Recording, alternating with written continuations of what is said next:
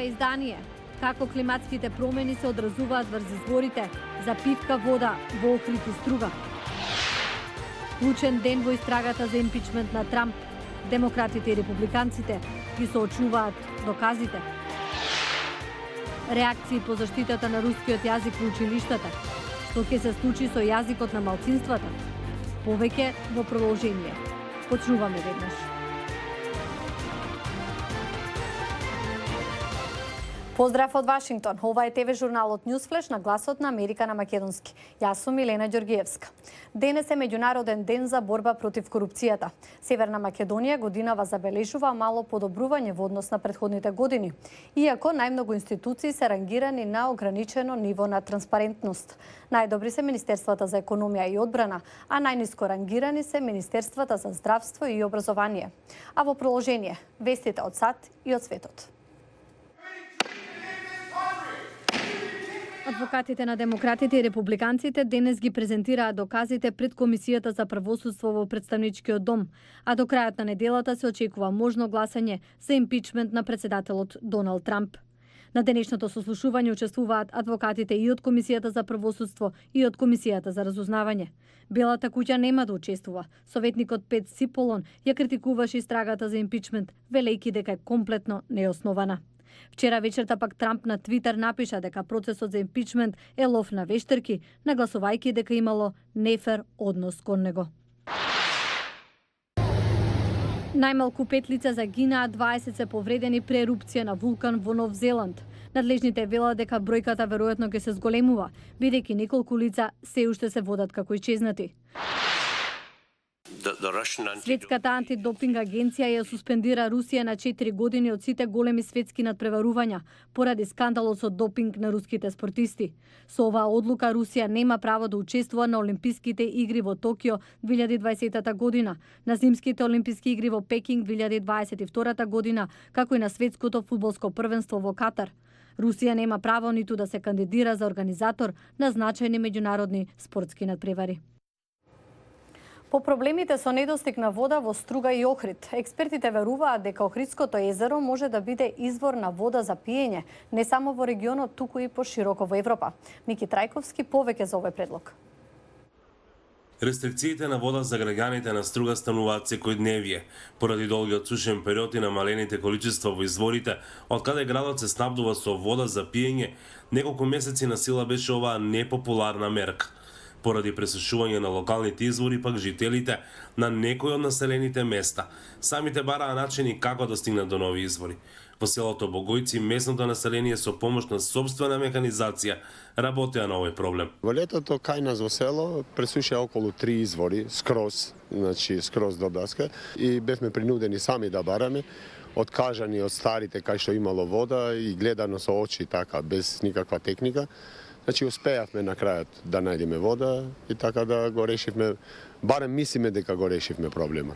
Надлежните се сомневаат дека се поочигледниот недостаток на вода е резултат на климатските промени. Тоа е загрижувачка, али против времето не можеме ништо да преземе.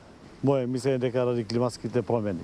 Околу голем период, да речеме во општина Струга околу 3 месеци не заврна дожд и тоа одма се осети. Недостатокот и потребите од повеќе вода, особено во текот на летото, Охрид пак го решава со тоа што црпи вода од Охридското езеро. Количините кои се добиваат од таму се нешто повеќе од 300 литри во секунда. Таа е питка вода, ја филтрираме, значи имаме филтри, што ја филтрираме, ја хлорираме и ја пуштаме во систем за употреба. Сето тоа нормално се контролират, Центарот за јавно здравје го контролират и водата е пивка и е возможена за користење.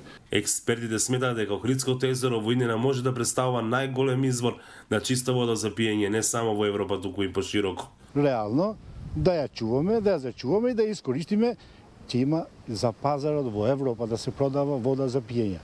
Аеро додава дека за тој факт говорат и повеќе научни трудови. Последните беа група италијанци пред 3-4 години кои докажа дека таа вода или ова вода реално ќе представува ресурс за идните, да речеме, години кои сигурно че се намали вода за пиење во регионот и пошироко. Испитани се исто така подземните води кои се во Охридското езеро 50 до 60 метри кубни во секунда.